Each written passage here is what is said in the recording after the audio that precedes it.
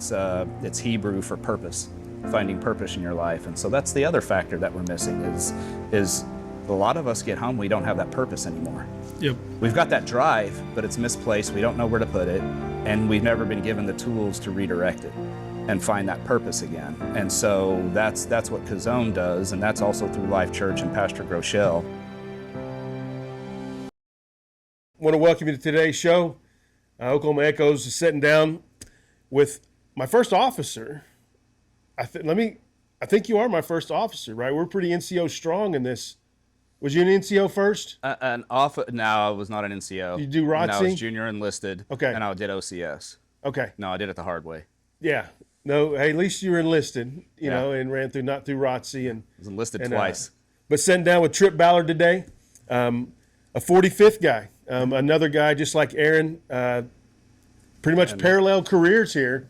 Aaron and Eric, yeah. And it's just one of those things that I just try and remember people, and you forget more than you do. And so we've been sitting here trying to catch up where we've both been at and kind of what everything is. And so I appreciate you coming on. And like I said, there's no agenda to this show. It's about you and your story. And if you were going to write a book, what would you put in the book? And so let's just start off there. Introduce yourself and where you're from. And that book is a bunch of blank pages, man. It's going to be the fastest read you've ever had. No, I'm Trip Ballard, and thank you. God bless you, man. Yeah. This is such an awesome experience. I appreciate it. And I'm honored to be here and sit in this seat because so many before me were high-powered, high-speed, man. And I just feel like I'm humbled because I don't and have such humility because it's a belonging thing, you know. Right. And we do that. We tend to do that in our, with our careers. Is we do that comparison, well, he did that, so I'm not good enough, or whatever. Or they didn't really do that. Like or they didn't really do that. Right. And I'll be the first to tell you, I didn't really do that. No, but I was born and raised here in Oklahoma City, and 9/11 kicked off. So I'm 9/11. I'm straight GWAT, and I was in college at the time. And I was going to OU, go Sooners. Boomer. And yeah, so I enlisted and then came home, and they said, well, who's got more than 90 credit hours of college or degree or whatever? And I was like, yeah, careful, raise your hand, man. Ask questions first, be discerning. It's hard to be discerning when you're lower enlisted, when you're junior enlisted. So I had no discernment, so I raised my hand. They're like, you're going to OCS. I'm like, cool, what's that? They're like, well, eventually we got to salute you, and it's more pay, and you're going to be in charge of people. So I was like, okay, sounds good. What year is that? That would have been within the first year after 9/11. So, yeah. 2002? Well, no, because that was, that would have been September. So I pushed into, the following year and enlisted in August of 2002. So not quite a year later. But I was finishing up some college before I did that and wanted to get that done.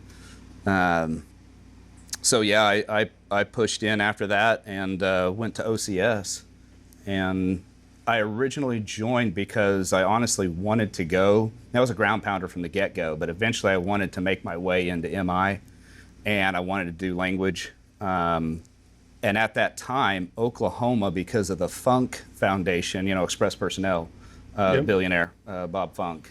He bought the very first Oklahoma certified beef steak. Yeah. Yeah, which I created at the state capitol, Man, right? look at that. Oklahoma certified beef was my big baby when I was at. That's yeah, great. Bob Funk bought the very first Oklahoma state certified steak. That's wild. Yeah. Okay, all right. Anyway, so small sorry, world, man. yeah, no, dude, you connected the dots there. We can't. We're getting old in our young age, and so it's hard to connect the dots anymore. But that's cool.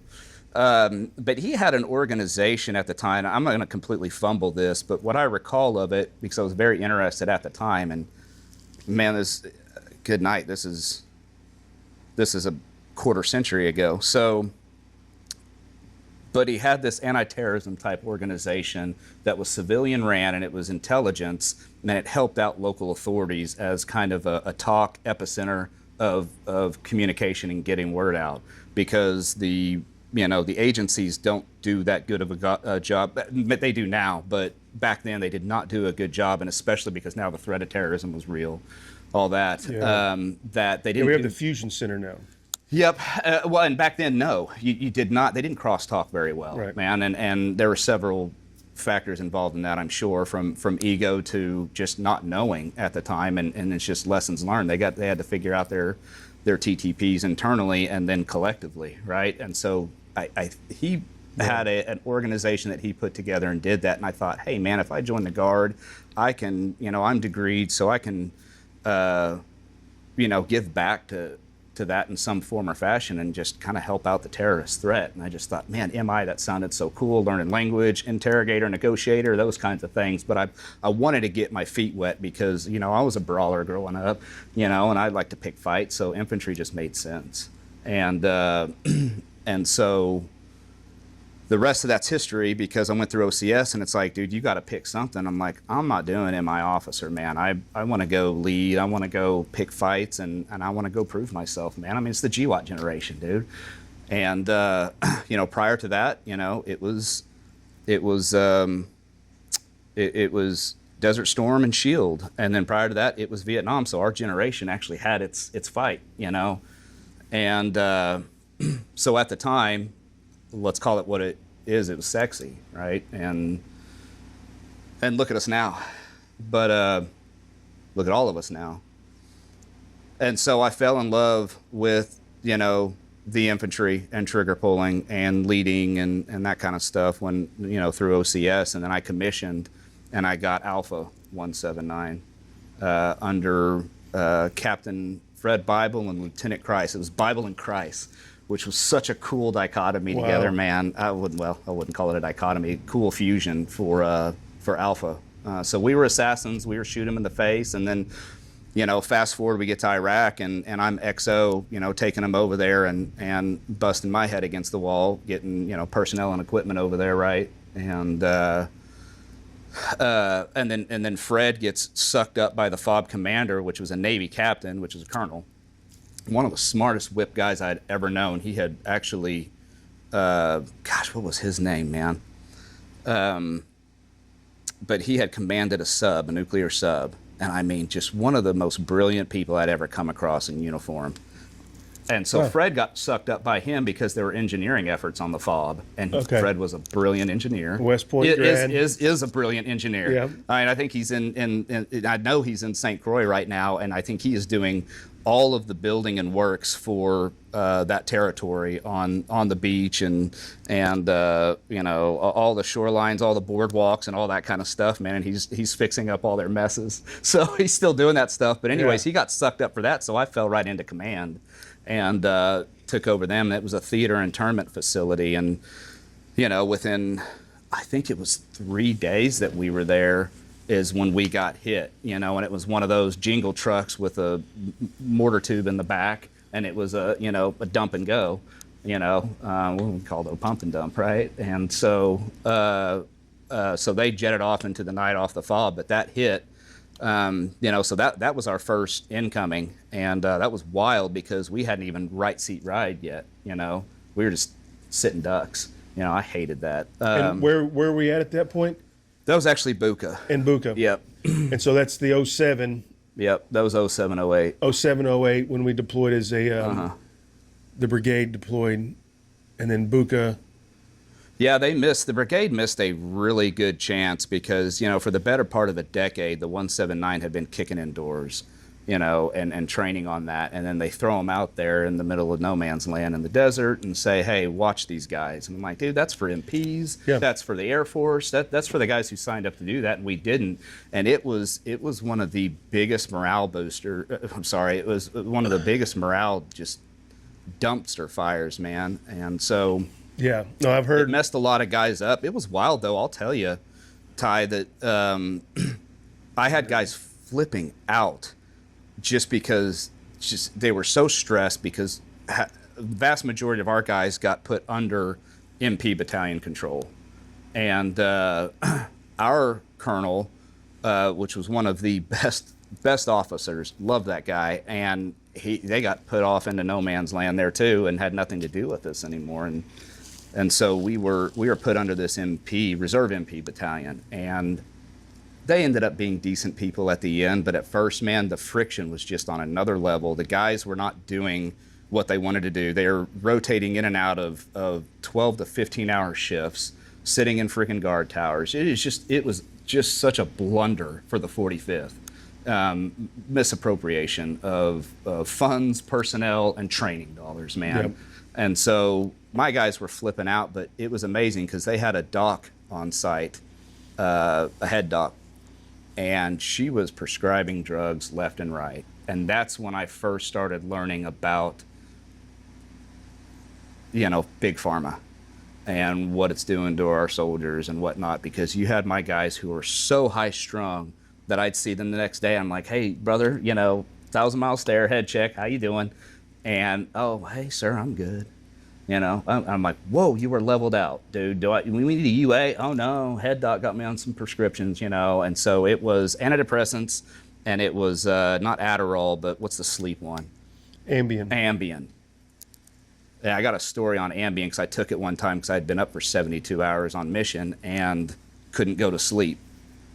But that's what they were on, man. And I don't know about all my guys, and I don't want to throw them under the bus, but there were a select few that she hopped them up. And I was just like, man, this is a recipe for disaster, dude. I mean, it's cool that they were, chill at the time, and it helped them out at the time. But I was just like, if anything kicks off, I don't need some nonchalant dude that I'm trying to pull out of the foxhole to freaking return fire or take cover or whatnot. And I got to work. Who knows, man? That could have gone so many directions. Right.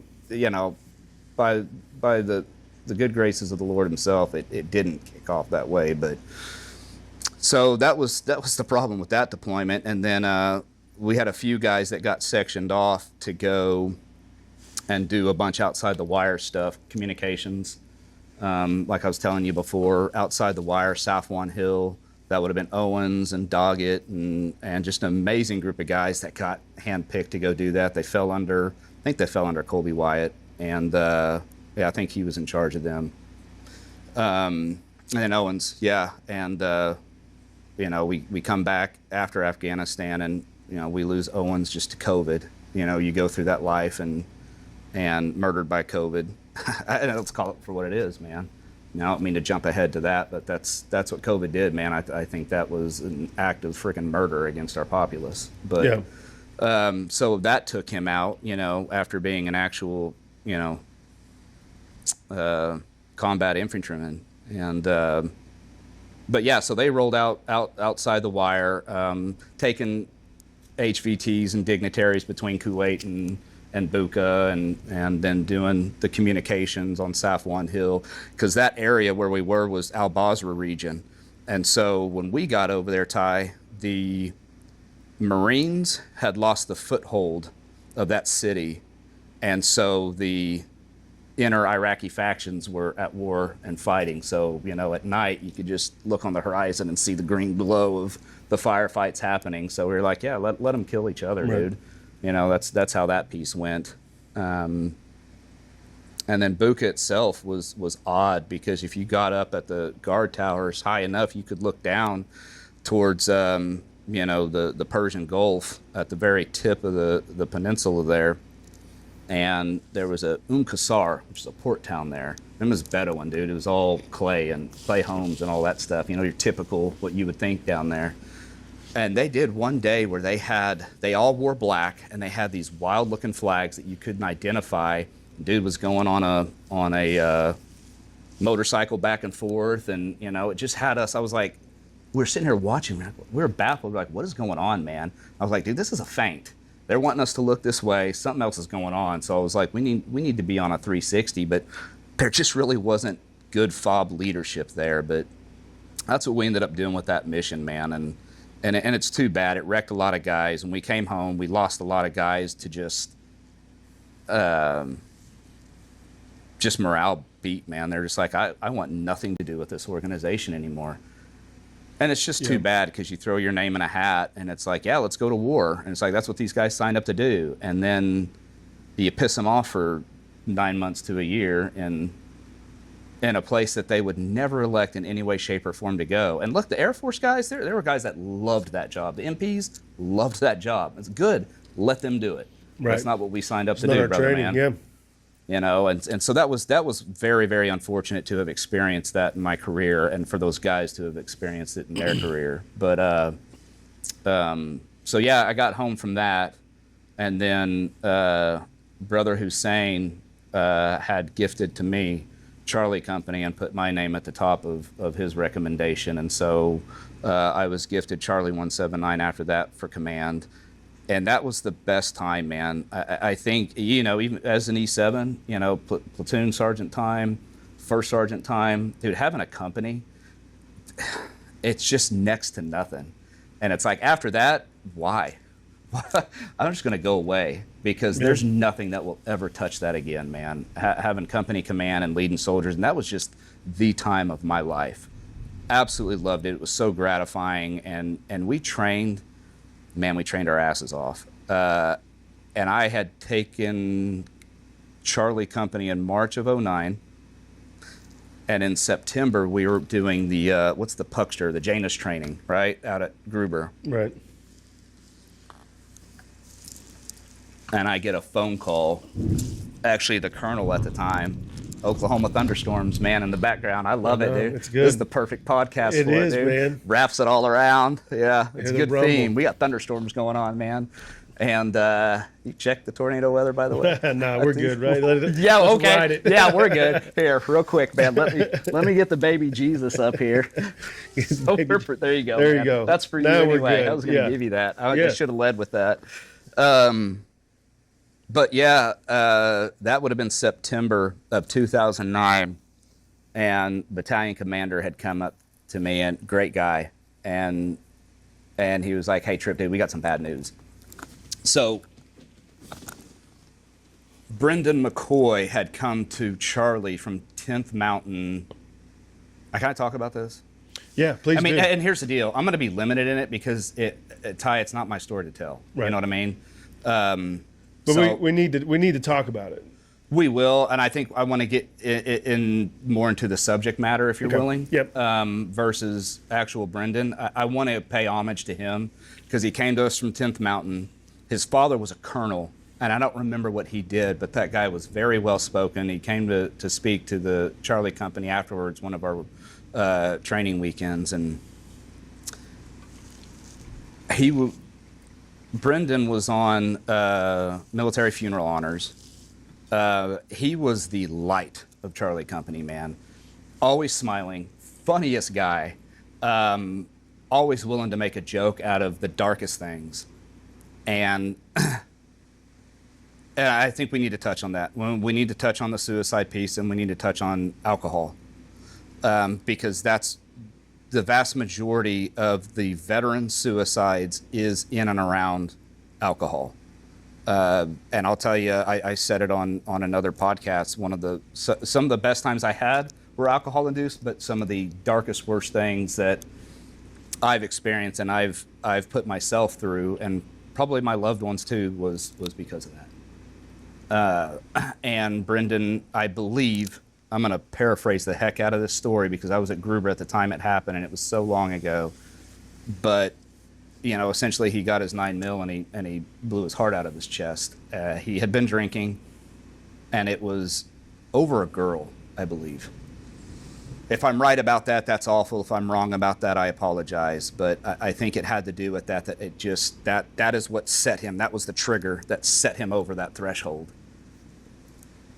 Outside of the demons of being 10th Mountain and the battle scars he already had, which that recipe right there is what led him over that threshold, man. Right. And we lose too many to that. I've got some statistics I want to go over here with you because that's part and parcel what my organization does. I say mine, ours. There's nobody in charge of it. We're all doing it collectively. But Brendan hit me because I had just taken command, and I was like, dude, I'm not even in theater yet, and I'm already feeling loss. You know, and back up, actually my very first loss as a leader, as an officer, was a drowning. And that was, I'm not going to say his name out of respect to his parents. Oh, wow. And that was so long ago, but that was out at 10 Killer. 10 Killer jumped Yeah, off the so cliff. that was my guy. Diving off the cliff. We Forgot had about been, that. dude, we had been in the field. I think that was a 2.5 week. It was just 2 weeks, but we had been in the field for the better part of 2 weeks. You know, back when you actually went to the dadgum field the whole time. Yeah. You know, which I loved. Hated cantonment. Yeah, we had gotten back, and you know, we had our Soldiers' Day, and we're out there, you know, partying, having fun, and you know, enjoying the fruits of our labor, right?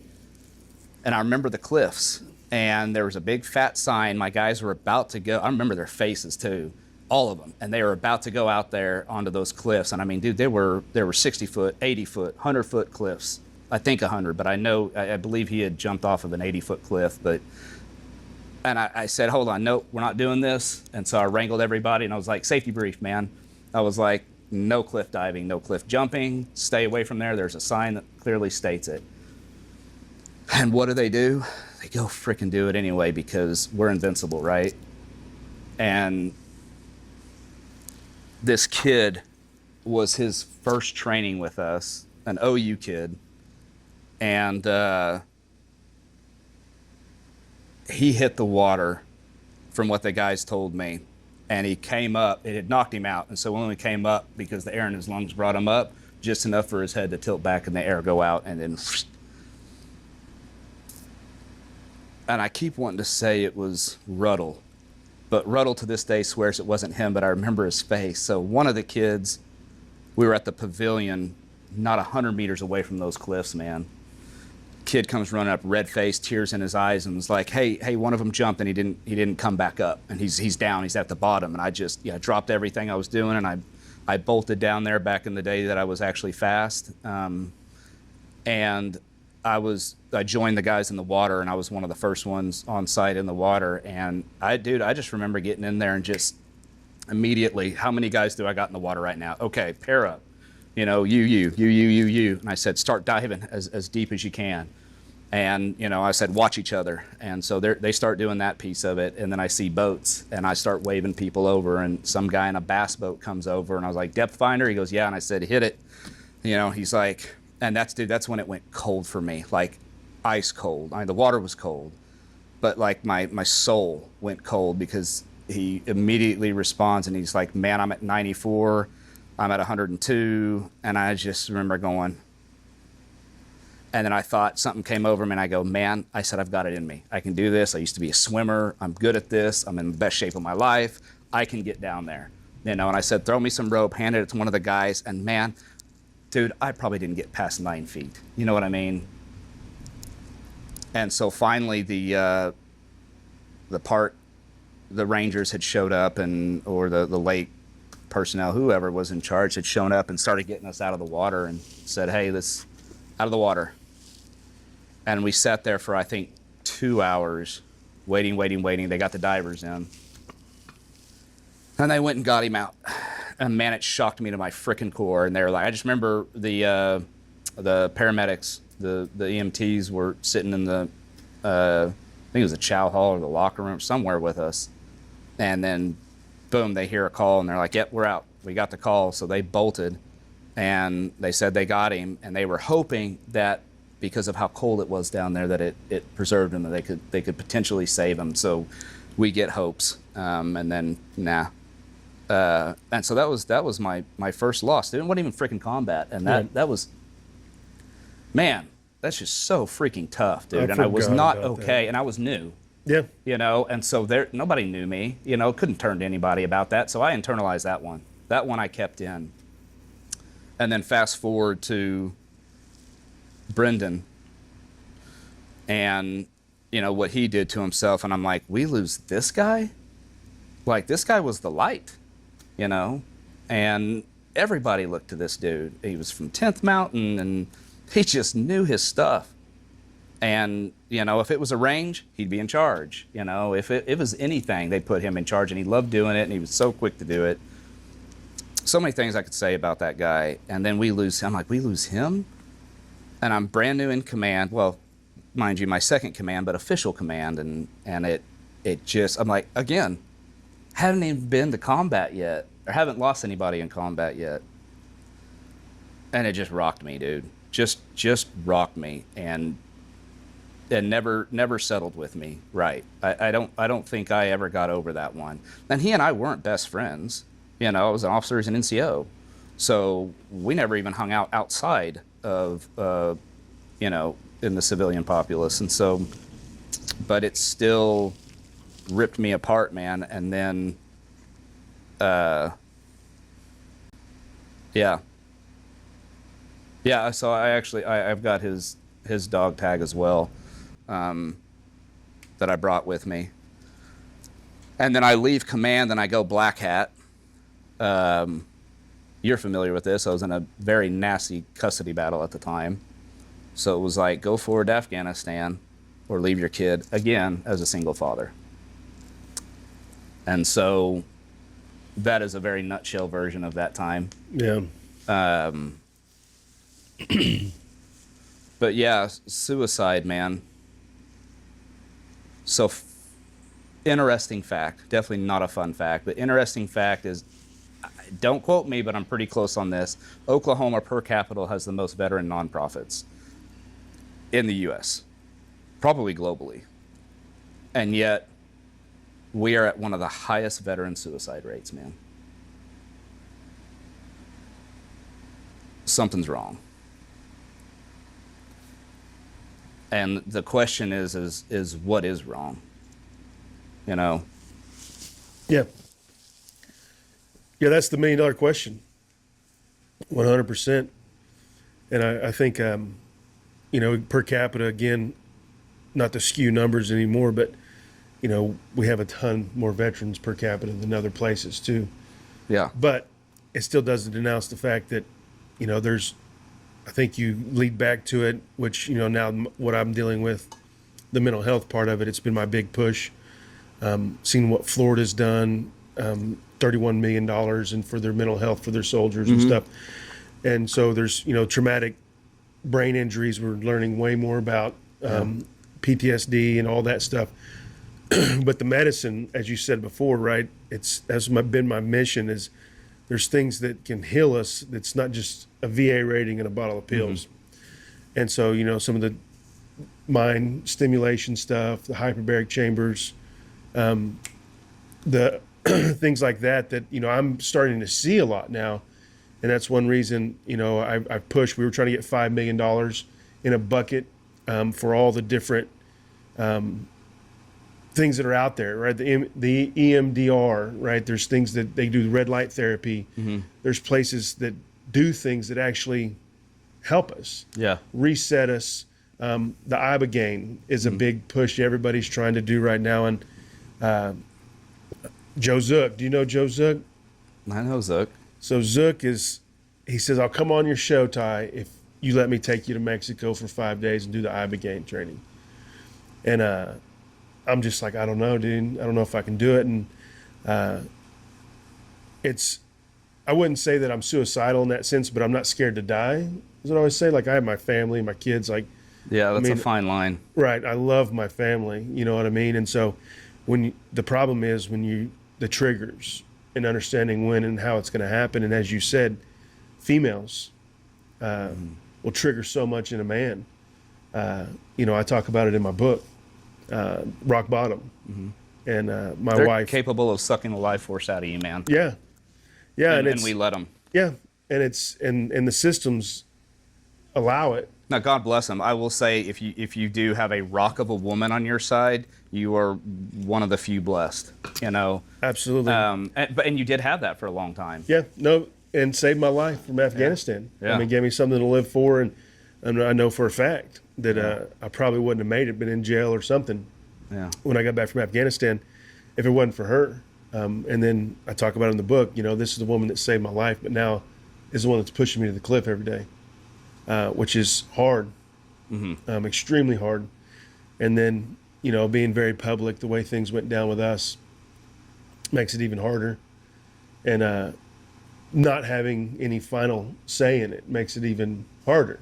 Again, so you just, you know, you live for the kids. As you said, you know, the reason you're more affected by that because you're the dad, you're the leader, you're in charge of them. Yeah. So you're connected to them in a way. Like all the kills that my guy has overseas are mine too, right? We live through our children. And same thing in the military. We do that. And so my kids are my rock, dude. And so when they use that to weaponize weaponize kids against you, like, oh, you're not going to see your kid, you know, and I empathize. I'm moving I don't away. sympathize with that, Ty. I empathize. Yeah, I've been in you those just talked boots. about it. Yep. And so it's the most gut And you're wrenching going through thing it right now. Yeah, fixing to start it. And this Now you're going through it. Yeah. And it is a season, man. Yeah.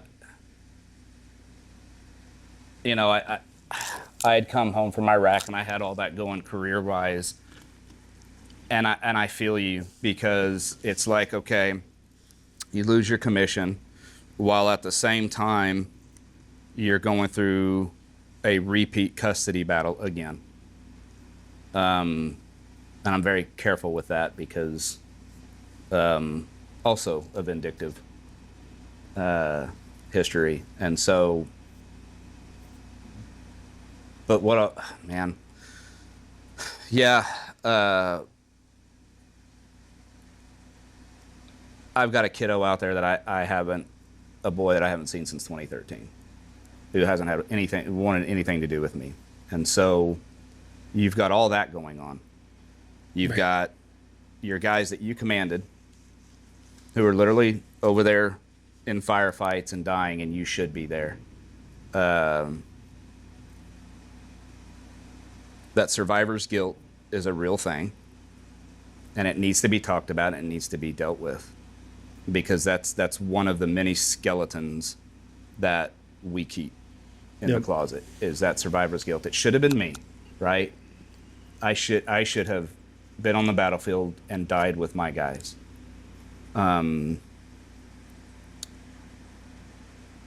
Case in point, that's exactly what Damon did. He was there for his guys. And so you're in it. One thing you said I want to hit on, though, is you said your kids are your rock. And I love that, because I feel the same way too. And I know one thing that is really missing, because there's several factors involved here. You talked about pharma. We talked about PTS. We'll talk about TBI and those things. But I think the main thing that most people are missing, and it sounds cliche, and it comes across as cliche, but when you really get into it, is they are missing being on bended knee to our Maker and Creator. And that is missing in so many people's lives, because you are still the rock for your kids. Whether you're being torn away from them or not, you'll always be the rock. And the way you continue to do that is by being the light. Well, how do you continue to be the light, Ty? Is you rely on the light. And you always turn to the light, especially in darkness. You know, it's easy when we've got it going easy. Yeah. Yeah, no doubt. But how much better of a man or a soldier, sailor, Marine, uniformed personnel are you when it's the darkest time and you're still leaning on the good Lord? And I think that's paramount for what we are missing in our lives. We are not having enough of that. Our society is so freaking skewed right now, man, that this is where I start to really, get amped up, because we have so many distractions these days that the veterans have somewhat been forgotten about. You know, they're passing TRICARE bills right now that completely screw over veterans and getting their prescriptions. And if we're not fighting, nobody's going to fight for us. Right. And nobody's fighting for us, man. And we're having to fight for ourselves, and we've got enough to frickin' deal with, dude. You know? Our guys have enough to deal with. And I think that's where we can talk about KingdomVest a little bit. KingdomVest is investment in the kingdom of God, and it's the vest, the breastplate of armor. So it's a dual meaning. And it started because I was lost, man, about 2 years ago. And I finally started going back to church, taking my family back to church. And I was like, something's missing, and we need that. That's our rock. That needs to be our rock. And so we started going back to church, and I was walking down the halls, and they have what's called life groups. and essentially they're Bible studies. Well, one of them said Warriors for Life, and it's veterans mentoring incarcerated veterans. And I thought, prison system? I've seen some stuff. That sounds pretty cool. I haven't seen that though. And when you think about prison, man, you think about like Hannibal Lecter, and you're gonna go see Hannibal in the worst, scariest places known to man or whatever. And I'm sure there's places like that. I haven't been to those. I know maximum security is like that.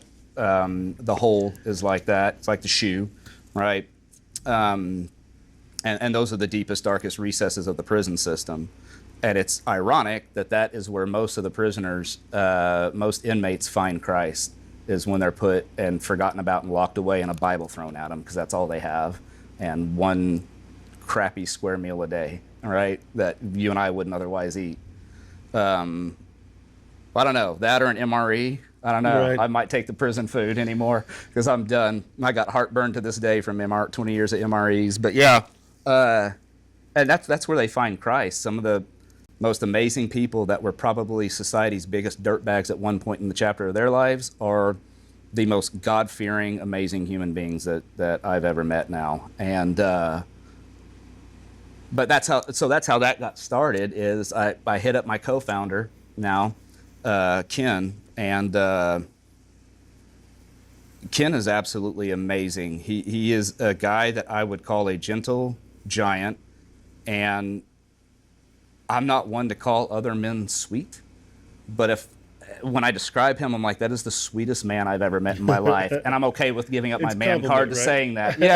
Yeah, because he really is the old Navy vet, and he's in his mid to late 60s, and so he started this, and what he does is he goes into the prison system and he mentors incarcerated veterans, and he does it through what's called, several various methods, one of which, of our main three, is a book called Switch on Your Brain.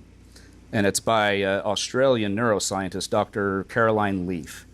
And what she discusses, it's biblically based. And so there's scripture throughout it, but she's also scientific. And it talks about neuroplasticity, meaning your brain can be wired a certain way, say combat trauma. Okay, well, your brain immediately, instantaneously gets rewired because of that combat trauma, because of an explosion, because of seeing something that is so shocking to the mind. We go down that rabbit hole of all the things we've seen, right? But and that soldiers see. But then how we can rewire it naturally, right? And that's neuroplasticity. Because it is proven, it is documented, and it's a thing now. It's coming out. It is a thing now. It's gaining traction. It's gaining a lot of ground. Is that we can actually rewire our brains. So I wouldn't even call it holistic, because that's when you're talking about all your vitamins and all that kind of stuff, or microdosing or whatever, right, where you can actually naturally rewire it. And Ken's premise with this through the book is we go into these guys who most of them have seen combat, and we deal with Gen Pop too, because we got such a big interest, a large interest, that we just opened up to Gen Pop and said, come as you are. That's how Life Church is. Come as you are, man. We're not here to judge you. We want to bring you to Christ, and that's the ultimate goal, is we want to set up that meeting. It's your responsibility. He's knocking at the door. It's your responsibility to open it and let him in. But Christ is knocking for you. So we opened it up to everyone. And the premise is your thoughts, the words you have in your mind about yourself, about everything, become your words. So your thoughts become your words become your actions becomes your reality and your environment. And so when you're a consistently negative or pessimistic person, that's going to be your world. And if you're a parent, that's going to rub off on your kids. And hence that cycle, just like in Judges in the Old Testament, generational damning, right? Just one generation after another, it's kind of like that cycle. Mm-hmm. And so what we have said is through this book, through this training, is we've taken these guys and said, okay, we're going to go throughout the day. And it's insane how simple it is, man. Just, okay, you're in the middle of it. You've just got these nasty thoughts, or maybe you have legitimate trauma. we can rewire your brain. Case in point, there's an Australian major who saw a ton of combat, ton of PTS, legitimate TBI, and through Dr. Leaf, she was able to rewire his brain. He was due for the experts, he was due for a white padded room for the rest of his life because he was so TBI ridden and PTS ridden. He was on like 15 different prescriptions. He is now off all of his prescriptions, and he is on stage touring for her to promote what she's doing. It's proven. We can do it, and we don't need drugs to make it happen. Right. You know? And that's the problem. Like I said before, I saw that in Iraq. I saw these guys getting dosed up, and I was just like, look, man, that also goes back to how we're raised. A lot of the guys in the infantry, you know, as a leader, you get to step back and just kind of observe, right? A lot of the rural guys, farms, ranch, you know, guys who grew up in this area, you know, these types of areas, hunting, you know, those kinds of things, they could deal with a lot more, you know, trauma better than most could that I observed than the city boys. You know, and I was a city boy, but I observed that those guys could typically deal with. So I say that because there's I think so many. we have more of an escape because we can still go hunt, fish, be out in the wild. Yeah. And I think that helps a lot of it. Yeah. Because we're, you know, physically doing, you know, again, I'm a country kid. Like my You grew up woo-saw. killing stuff. Right. You know, so, Right. and it's different hunting human beings than it is hunting deer, obviously, but there's obviously a different dynamic there. But by the same token, when it comes to internalizing something, it's like, okay, you're not necessarily brushing it off, Right. but you're definitely not internalizing it like most others are. And so, Yeah. Mine right now is tending land, right? So I'm cleaning out 6 months ago when Yeah. my rock bottom was happening. I went and cleaned back of my parents' pond. that's your Cutting down therapy. trees. Oh yeah. So now I've got another family lease land that Yeah. has more trees than you can shake a stick at. And I'm just been out there, get on the tractor, brush hog, and push trees, and like literally that's my therapy. I love that. Yeah. And so, you know, and I have a daughter, so mine has been giving up my man card, taking on my daddy card, and you know, so we like to flower bed and garden and tend to living things, which I absolutely love. Yeah. You know, and so you know, we've learned, you know, the different variations of butterflies and cocoons and going through that metamorphosis and all that kind of stuff. And it's funny because you can, if you start to pay attention, you can tie in all that stuff in nature to how you're dealing with your therapy, you know, getting into your own cocoon, growing, you know, that next Right. chapter in your life and going through that metamorphosis and what it takes for. So yeah, obviously I'm a girl dad, so and I love it. I raised boys, you know, most of my life, but they're grown and they're absolutely amazing. Matter of fact, one of them got me this shirt. Well, no, not this shirt, but yeah. So there's so many factors involved with that PTS and with the rewiring of the brain, but we've proven it. It's been proven. And that's what we're leading with the Warriors for Life life group and prison ministry. So we took that, and I started listening to these guys. I went for about 6 months, once a week, and was learning how to deliver this system. I was going through it too, you know, to help me out, me personally, but then understand what I'm going to be, you know, train the trainer, right? And so I was learning switch on your brain. And Kazone is one of our other methods, and it's Hebrew for purpose, finding purpose in your life. And so that's the other factor that we're missing is a lot of us get home, we don't have that purpose anymore. Yep. We've got that drive, but it's misplaced. We don't know where to put it, and we've never been given the tools to redirect it and find that purpose again. And so that's what Kazone does, and that's also through Life Church and Pastor Groeschel, which is awesome. And he has a don't know what that leadership podcast. I don't know what that was. So Yeah, I've watched it. You Yeah. know, I go to Life Church as well. it's incredible. And, Cheers. And yeah, no doubt, right? And Go it's Life funny Church. because his book is just came out for the mental health part. Yes. That's what this series is about. Yeah. And you know, Yeah. I've got a few of his books, you know, sitting beside my bed in the camper. Well, back up. That's his second book. Right. To mental health. Right. Winning the War in Your Mind. I've got that one sitting next to my bed. So Winning the War in Your Mind is an offshoot. I'm going to mess this up, but it's an offshoot is how I would explain it from Switch on Your Brain. So Switch on Your Brain is scientific based with spiritual right. backing. And then Pastor Grochel's book, Winning the War in Your Mind, is spiritually based with the neuroscience backing. Yeah. Right? And so they complement each other. So we also use Winning the War in Your Mind as well. Yeah. But Kazone specifically, and we have seen the result that we've seen from this is where I got that bench for you. That's Project Build Up at Francis Tuttle. And they take DOC inmates. There's a guy named Devin who runs it, MMA fighter, absolutely amazing guy. He's not prior service, but he's got a heck of a story to tell, right. man, and somebody ought to have on. I love Devin, and I've just met him in short order. But he runs that show there, and so what they do is they go pick up inmates from the prison, and they bring them there for the morning or afternoon or whatever, and they do carpentry. They actually learn the mathematics of measuring, measure twice, cut once, and so that's where I got that bench for you. But he has specifically stated that he sees a dramatic difference in our guys who have gone through KingdomVest and our training and our mentorship than, just your average inmate who hasn't. And he goes, it's night and day.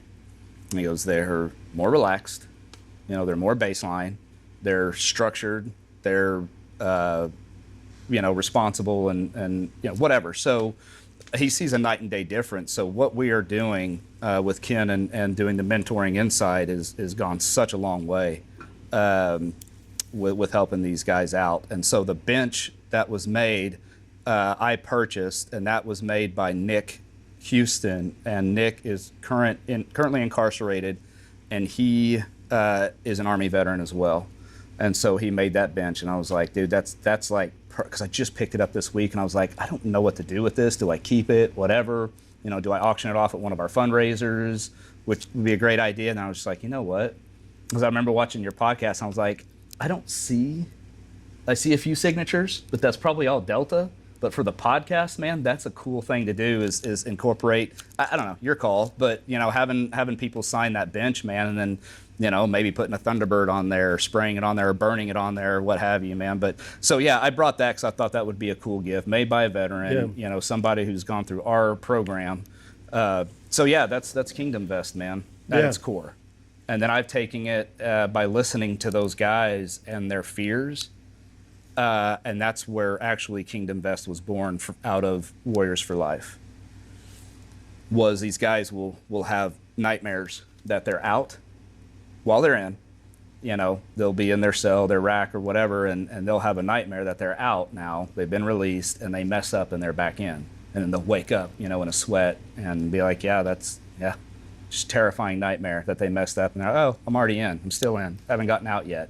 But that's their biggest fear, is messing up. And that's why the state of Oklahoma has a 30 to 40+% recidivism rate. And that's what we're trying to reduce with that, especially through the veterans, helping them find purpose, helping them find scale in life and scale that purpose. Starts with the individual. Find their purpose, set them out, help them through inside mental health, follow them through reentry, job placement, roof over their heads, and ultimately, if they're a father, back in the home. If they're a husband, back in the home, and reestablishing the nuclear family. You do those two things, then you start reestablishing communities. And the America we once knew is back. And that is a very uphill battle. And we are making very good strides with it, but yeah. Man, that's awesome. And again, this is, that's why I do this show, dude. Like, I never know what I'm going to get into. And I'm a pretty private person. I try not to throw too much stuff out there, but it's funny that you're saying what you're saying right now, again, because there's no such thing as coincidence. It's all fate-driven timing, and it's divine. 100%. It is. And so, like, everything you're talking about is, things that I've been dealing with, or things that I'm trying to help do with people, things I'm trying to save. And I was just, I'm trying to rationalize everything in my mind, and the demise of the nuclear family, as I said, my second book that I'm really working on now, just for if I'll ever release it, right? The demise of the masculine male. I feel like they're really trying to demasculinate the male And I think that's why you're seeing so many problems, because now, and it's I don't want to get too crazy, because I'm still got to go through a lot of stuff before I can be cleared for my 1-year suspended sentence. And I'm doing battery intervention programs, and I struggle every Wednesday. I'm a mad dude, because I'm like, I shouldn't be there, right? I really feel like I shouldn't be there. And so I say in my book, like, I feel like I'm in purgatory a lot, and I'm not Catholic. And so it's just kind of like that waiting, it's just like, come on, man, I'm a go-getter. Like, I'm shoot, move, communicate. Like, we can do this way faster and actually get something done. And, all it is just like, it's, the male's the problem. The male's the problem. The male's the problem. Everything's the guy. Everything's the guy. And so, I fight it very hard when that's not the case all the time. Yeah. And so I struggle every Wednesday right now, and I got to do it for a year. I got to pay to go to a school that really ruins my week every week. Okay. And so that's tough, right? And so I think, all right, so what's my purpose, as you said? So I'm always like, I got to get something out of this, so let's just humble yourself, Ty, and let's just see what our purpose is. What's the Lord doing this to me for? And I'm slowly seeing that, right? And so I'm thinking about the nuclear family and how that whole purpose is so important for everybody. But DHS, what DHS does, and I know I was in law enforcement forever. Yeah. And what they did, they threatened to take the kids from my wife to get her to turn on me. Like, this is DHS. Like, you're dividing a family, right? So I really want to get to the point where I can go and help. I think DHS, how do you reform that to where it actually does good? DHS destroys more families, I think, than anybody, and there's a ton of problems. And I think they should be a resource, not an investigative, punitive department. Like, if you really want to help somebody, you go into a home, you're like, all right, hey, this is the problem. Y'all both got to work together here. Yes, this, yes, that, yes, that. And they could actually get a plan together instead of, most people don't have the money to go get a lawyer, go do this, go do that until they get charges. So then it just perpetuates and things just get worse and worse. And like you said, number one thing is alcohol abuse, right? It's not a domestic violence issue, right? It's a substance abuse issue, right? It's a mental health deal of stress and not dealing with it right. And you become each other's rock in the sense of, like, you beat each other up physically, mentally, whatever, because that's how you're dealing with all the stressors on the outside, either from the kids or your job or all of them. And so, how do we change the resources? We talk about recidivism. I always say one of those things, everybody finds Jesus in jail, right? It's what do you do when you get out? So that becomes the real problem. And you said the guy's having a nightmare of being outside the prison walls. Well, again, that's where they can make the mistake. It's easy to be this in here. Yeah. But then when you're out there, can you really sustain that? Yeah. And so teaching people how to sustain it through the Lord, having a purpose. First and foremost. Yeah. First and foremost, without a shadow of a doubt. Right. We all know that's biblical purpose, right? But then what's your other human, physical purpose? Yeah. Right? We know what our soul was made to do. And so how do you encompass that to get people the help they need? And I think the state's fallen short, because I think you could use DHS as a resource, as, basically helping these people figure it out, not just sending them to jail, because it's not always, and again, everybody's situation is different, but a lot of this gets put on the man. It's all the male's fault. It's all the male's fault. It's all the male's fault. And that's where, like you said, I get so bitter. I am very bitter right now, and I'm trying not to be bitter. And I'm really trying to grow, and I know I'm not perfect, but I promise you, intent is always and never malicious. It's always out of love and compassion and wanting to do and move people in the right direction. It's never malicious. And so I'm glad you came on here, because again, you never know. I don't know what to expect when somebody comes on, and I don't like prepping for these. Brother. Yeah. I don't like prepping for these, because I like to just raw it out.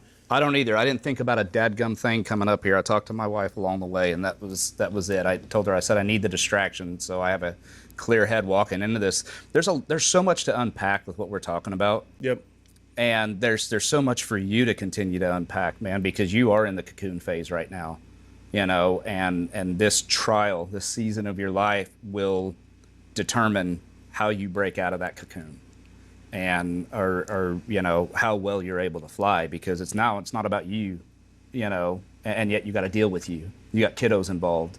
You still got her, man, and you want to hate so bad, and it's like Christ tells us to love and turn the other cheek, and that's big and bold to learn how to do that. One of the former offenders, incarcerated individuals, because that's the politically correct thing to say. If you ask any of them, they're like, I'm an inmate. Just call me an inmate. If I'm out, I'm an offender. Call me an offender. But like, you're supposed to call them incarcerated individuals now. So, and that's what you'll see on our website. But incarcerated veterans and incarcerated individuals. But Terry is a former Army veteran that I believe would be significant for your podcast because of what he's experienced and been through in his life, and very tough upbringing, and still served our country, and then fell short and had the domestics and stuff. Not my story to tell, but I bring up Terry because he is, not just because of our program, a lot to do with it, but mainly because of him genuinely finding the Lord and saying, okay, I have this ex who I once loved, which is, that's such an amazing phenomena to know that you have loved someone that is now a mortal freaking enemy of yours. You know what I mean? It's just such a wild, just to think about that, And so I think we become a lot better, and we become a lot more Christ-like if even in those darkest defining moments that we're still able to find forgiveness, which is a huge ask, a burdensome ask, an almost virtually impossible ask, is to find forgiveness, because your quicker or faster pathway to forgiveness will allow you to clean cut through this season a lot easier, and it'll help you to come out the back end. Because if we back up and talk about the nuclear family, you're right, masculinity, there was a distinct and strategic ploy to attack the nuclear family over the last 15, 20 years, and to include the father, the husband, the man. But there's a flip side to that too, that came out of that, and a lot of that was because, well, it's the independence of the woman, and I'm like, well, when was there ever not the independence of the woman? Why did we have to go and make a whole, destroy our entire culture because of something that already existed? No. And so, well, the woman's independence is great, but you still need the man. You 100% need the man, because he's going to show up in ways, and vice versa. The woman, the mother, the wife, is going to show up in ways that the man can't. Yep. And it's a completely complementary existence. It's not a coexist thing, because that's a joke. But I don't need to get into that. But, this 50-50 stuff. Like, no, it's like, no. It's a complementary thing. Yes, it's complementing. Yeah. Yeah. And so I mean, we can rabbit hole that all day too. But it's like, now you've taken away the man for the woman's independence, and it's like, no. Let's bring that back, because you do need each other. Yeah, sure, have your independence, but you need each other. You complement each other, man. And I'm with you, man. My wife saved my life. I owe my life to her. I don't know why. Oh, man. Going back to survivor's guilt, I don't know why the weapon that I had to my head didn't go off. But it scared me and terrified me to the point that I immediately just dropped the mag out, slung that round, and it was in my garage. And that was one of 2 times. And I have the good Lord kept me here for a reason. And if that's all just because I was supposed to roll up and meet Ty and tell him that God still loves him, and that Jesus Christ sacrificed himself for you, and that's not a guilt ploy, that is hey man, there's somebody on your side. Your creator is on your side, and that's who you need. and you're being forced into a season to turn to him. Yep. 100%. Because you've got to be that rock for your kids, whether they're around or not, because eventually they'll see it. I still fantasize that I've got a son who's now a grown-ass man out there who desperately wants to see me. But after 10 years of custody battle, somebody had to be the bigger person. Somebody had to cut sling load and say, hey, dude, just there. Have it all. Yep. You know? And that's of course, hard. There's so much, There's so much more to that. Yeah, we could unpack, because I'm doing the same thing, right? Yeah. With my Taylor, my oldest daughter. Yeah. Right, we went to counseling. I got custody of her freshman year, and we go to counseling, and she's like, Dad, I feel like you abandoned me. And I'm like, it's survival at that point. Like, I had to let your mom go. Yeah. Because I thought the only way she would be happy that would make you guys' life better was if I let her go back to Florida. Yeah. And my daughter said it in counseling. I felt crying. I felt like you abandoned me. Mm-hmm. And that stuff's real. Yeah. And it hurts. And so you start talking about, and that's why I get so passionate when I feel like people are trying to push the male out of the family, because I've dealt with it. I've seen it. And now I'm seeing it and feeling it You're again. living it. I'm living it right now. And they're trying to push me out because they're saying I'm this monster.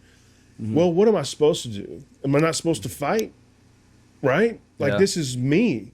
This is, And I am a you know fighter. one way of fighting. Right. Yeah. And I will protect, and I won't only kill for my family, I'll die for them. Yeah. You know, and that's what people don't understand. And that's what the males were driven. I got a buddy that I just went and spent time with up. Literally, he just wants to mow his lawn. His wife won't let him come home, and he just wants to mow his lawn because that's the man thing. Like, that's something, a purpose. And then they start taking that from us, and it's like, oh, who cares? Suck it up. You're the man. You can figure it out. And that stuff starts eating on you, and you start seeing it and you're hearing it. And now that I'm going through what I'm going through, there's a lot of people reaching out to me that's like, no, Ty, hey, let me tell you what I've been through. And it's like the same thing. If I knew now, How do we stop it? back then, man, so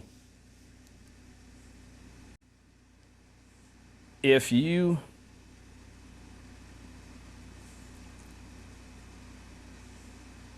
when you're in the season, when you're in the middle of it, it's hard to have, you got your horse blinders on, and it's hard to take a step back and look at everything, take inventory, because you're emotionally charged and involved. You're emotionally, deep-seated in it. Your whole livelihood is here. It's your kids. It's your DNA, man. It's your kiddos. And I think that one thing, and this is not against women, I'm just stating a point and an observation, especially having gone through it so long ago, is they want you to suffer. Because that's all they know, is somebody has to suffer because they're not going to suffer. So that's a woman's DNA, is it's reflective.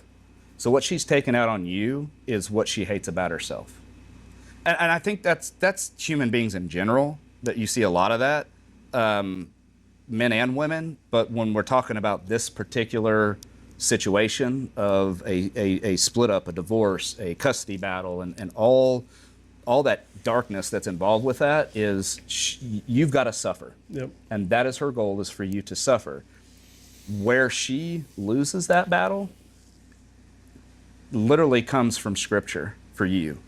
And this is where you can root and ground yourself. If you read 2 Corinthians, specifically 12:9, it says, my grace is sufficient for you. And this is Christ talking. And my grace is sufficient for you, for power is made perfect in weakness. Therefore, I will boast all the more gladly of my weaknesses, so the power of Christ may dwell in me. So, and that's Paul, I think, that's saying, I have this thorn, I have this demon in my side. Remove this from me, please. Like, I don't want this burden anymore. Please remove this. Just Christ said, remove this cup from me. And what Paul is saying is, remove this thorn from my side. Remove this evil. Remove this devil. Remove this demon from my side. And Christ says, don't worry about that thorn in your side. That weakness will make you stronger. So boast about your weaknesses. Don't gloat. God bless your sweet little heart, thank man. you. And don't boast about your weaknesses. I'm sorry. Don't boast egotistically about yourself, but boast about your weaknesses, because all you have to worry about is my grace. Christ's grace is sufficient for you. And as a buddy of mine says, at the end of the day, old Army buddy of mine, and at the end of the day, that's all that matters, man, is turning to Him. And what we talk about, retraining your brain, if you can pour it into Scripture and find yourself a verse that matters, that you haven't maybe learned yet, and something that sticks and resonates with you in this season, and memorize it. Yeah. With me, with my guys, and helping them out and saying, hey, man, you wouldn't have wanted to know me 15 to 20 plus years ago. I wouldn't have been a good friend. Now, in this season of my life and how much I've grown, I've still got my battles too. Yeah. You know, just like anybody else. But it is Scripture that has saved my hide. Yeah. And it is the grace of the good Lord. And the one Scripture that I anchored was Psalm 23.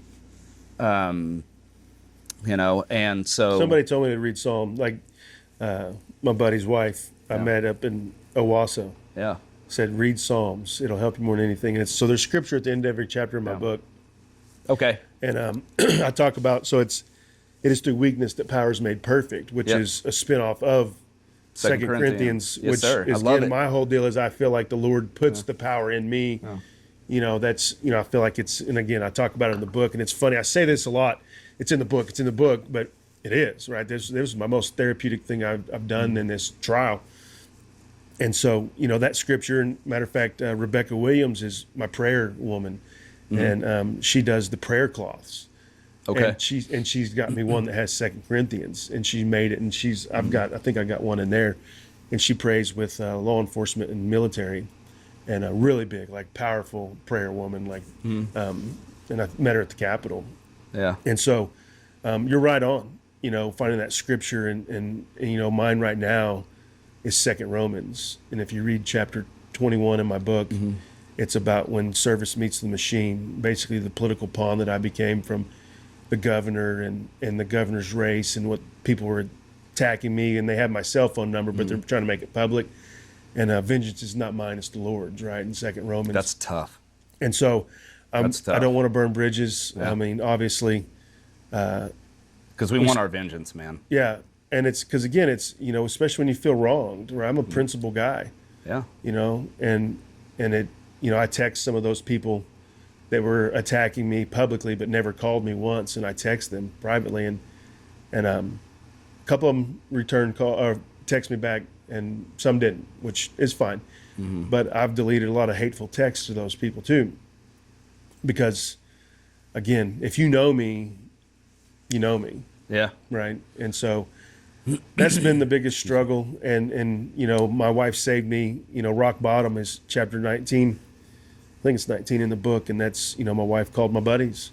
Yeah. And they came and got me. And I was in that, you know, playing with catch with my son, and I wasn't there. And I just came in and said, if I'm the problem, I'll fix it. Yeah. And I left. And and then my boys are calling me, and I'm just breaking down crying, dude. And it's a good feeling, though, because, again, can't go any lower, right, than rock bottom. You always hear it's the best foundation to build on, right? Yeah. That's the cliche part, which it's just when you get out of it, you know, there's only one way to go, right? Yeah. And so it's actually a good feeling if you really embrace it and realize that you're going to have grace, and realize that there's a purpose that's going to push me and project me. And I don't know what the catalyst is right now. I don't know why the Lord's put me through this. You know, I talk about divine intervention in the book. We should have died in Afghanistan. Why didn't I die then? You know, why didn't I die this time? Like, what is my purpose? Yeah. As you're talking about. And so I'm 47 and trying to find a new purpose in life. Go 47. Yeah. I'm right there with you. Yeah. And that's why I created the podcast, dude. And, you know, I posted on my deal, I've had 1,000 different titles. Yeah. But an author is not one that I thought I'd ever have. And I love it. And I've done it. That's great. It's therapeutic too. Oh, just get it out there. That's why I did it. Whether you publish it or not, man, it's therapeutic just to get it out of here. I tell everybody, it really does. Pen to paper is, people don't realize how immensely therapeutic. Well, that's that it. And I is. wrote most of everything was in Afghanistan. Yeah. And I had my handwritten journals. I had my computer that I wrote on every night, every day, and then all the different papers and stuff that I wrote. And so when I compiled it all and kind of locked myself in here. Yeah. And, You brought up Romans, man, and I think that that's very telling and divine that you brought that up, because you say vengeance is his. And it's just like a prayer. You know, he's going to answer it in one of several ways. Either not right now, or no, or okay, I'll answer your prayer. And the same goes with his vengeance. Vengeance could be happening right before your eyes and you don't realize it, because you taking the higher road, turning to Christ and not giving a frickin' frack what people think. Yeah. You know, especially being in the limelight, you worry so much about what people think. And look what we've been through, man. You know, I don't care what you did in the military. If you signed the dadgum dotted line, you know, right here. Where is it? John 15:13, man. No greater love than he to lay down his life for his friends. You know, and Christ said that. And that's, you know, so if you sign the dotted line, you're a hero in my book, because you signed up for something that you have the potential of getting killed. And then the survivor's guilt thing, man, I want to reflect on that a little bit, because I think that it goes right back to what we're talking about with training your brain and the neuroplasticity, because for so long we said, well, it should have been me, it should have been me, it should have been me. Why wasn't it me? And questioning it, why wasn't it me? Why was it him, not me?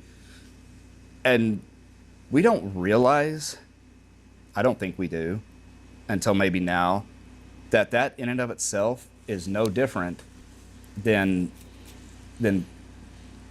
having these just negative thoughts and this negative atmosphere. So if we're constantly telling ourselves, well, or asking, why was it, you know, why them, not me? Why not me? And we do that in repetition. And sometimes we do it subconsciously. We're not even thinking we're doing it. Right. We're not consciously saying, okay, yes, you're saying it in your head over and over again, and you're not consciously aware of what you're doing, because you've trained your brain to be that way. Yep. And that's what we're doing. Man, if we can have success in the dark recesses of our society, which is the prison system, and have these mental health successes, think about the amplification and the pay it forward that will happen in society with these men and women going forward. Yeah. When they release, if they can be the light in the darkest recesses, you keep saying a word that's so important that we're losing: society. Mm-hmm. Right. So you look at Maslow's law, right? We just went over it in our BIP class. I'm like, that's individualism. Yeah. That's creating it's not about you, it's about societal. Mm-hmm. So that becomes the demise of the man, the nuclear family, the demise of also goes whatever. To love your neighbor. And that's love what he thy asks us to neighbor. do. And we're talking Sometimes about that's very hard. Individualism. Yeah. And so this is all we're pounding in kids' brains, Maslow's law of what I need to be. You know, the worst marketing tool the military ever did was an army of one. Mm-hmm. Right? Yeah. And I'm like, what? There's no such thing as an army of one. Yeah. You know, not in anything, right? Except the higher power, right? But especially in the military, that is the furthest from what we do and teach. So then we're even changing the society of our military. And then look where it ended up. You see what I'm saying? We're bouncing back. So now we're talking about society. Yeah. And it's all about, now we're about comforts for individuals. Uh-huh. What makes this individual feel important, special? Well, we're doing it at such an early age. Instead of a societal deal. Yeah. And so they're attacking the kids. Yes. Which is biblical. You're attacking the innocent. Yeah. And that's the thing is I love rural Oklahoma for that reason, right? We're protected and shielded from a lot, but we still have it here. Yeah. I mean, my kids tell me some things that I'm like, whoa, what? And that goes on in a very small town. Well, and that's why even though we're city, I made sure my kiddo went to a smaller school. Yeah. You know, a more well, this is the big push school. for private schools and the whole choice. And you know, here's the deal. I don't want to get into that because politics I'm trying to stay away from. But you know, the kind of hard to public do that, education has to succeed for America to succeed. Yeah. It has to. It's the number one thing. But you know, and I don't agree with how Ryan Walters was doing things Yeah. for the superintendent. I definitely didn't agree how he was doing it. What he was trying to do, I think, is important, but I don't he's not a leader in the sense of how to do it right. Yeah. In that sense, and so Well, perception's reality. right? Yeah. And so I think it was mixed emotion about it, and so I see it in different schools when we had to get involved with the boys using the girls' bathroom in Stillwater situation that blew up. And I mean, I've got people calling me. I was a legislator at the time, and I was very involved in that down at the state capitol. And it's like, are we really here right now? Are we really trying to keep men out of women's sports? Yeah. Like, it's a societal demise. And so I'm with you. Like I said, I did not plan on going down this freaking hole today. Well, they tried. I mean, yeah, dude, that's a whole different rabbit hole. And I think going back to the superintendent, the way I observed him was he was somebody like us who we see an objective and we see the best possible way to get there. Right. And sometimes it's straight on. Like, go hit the damn thing head on. Okay. Well, I mean, that's how we are. We're hard-headed, we're bullheaded, and we see a problem. We're like, okay, let's go handle the dadgum problem. Versus politically tiptoeing and pussyfooting around it. We could fix this real quick. And here's how to do it, so let's go. Like, why are we doing this political theater? Or why are we going through all these, I mean, And it's so that's how I took him, is that he saw a problem, he saw and said, here's the solution, and let's go do it. Well, attack. And it's like, why are we being attacked? I have a very easy solution to a problem. Let's go make it happen. And I think that's in the political realm everywhere. Is we want to attack the person and instead of saying, hey, okay, I might not like the guy or girl, but they're doing the right thing and they did it the right way. Right. So I don't care if it's your guy in office or not. It was the right answer. You know, from the border to, I mean, you name it, how things are going, man. And it was by design. You know, the destruction of our entire society has been by design for the last 15 to 20, man. Yep. You know, and it's terrifying because that's what we're doing, is trying to come back from that. You know, whether you like the guy or not is immaterial. We're having to clean up messes, man, and that's not easy with how bad it got. Yeah, life's not pretty. Yeah. Like, again, it's just not. Yeah. You know, I mean, we're part of the animal kingdom. Yeah. You know what I mean? Like, it's there's evil out there. It's real. You know, but I still think there's more good than evil. Yeah. I truly, truly believe that. I just think people are being so skewed. They don't even know at this point. It's just become so. I was getting hate mail from around the entire United States, and it became laughable because I'm like, you don't even know me, right? Mm-hmm. I'm what? You're even saying things. Well, it's in just Scripture crazy. too, man. And in this life, you'll have trials and tribulations, but I have overcome the world. Yeah. You know, so let it go. And that's what I think we need to be teaching is, don't worry about what other people think. And kids are going to do that anyway. That's just the way they're wired, the peers and all that, regardless of what age they are, man, from adolescence to teenage years and up to 25 years old. They are completely obsessed with what people think of them. And the day you let that go is the day you genuinely break out of that cocoon. Yep. And you actually fly how the good Lord intended you to fly. Yep. You know, and so... I see it with my kids. Yeah. You know, I've got 4 daughters, right, from 22 to 9. Yeah. You know, and we battle, you know, and I don't think I've been a great...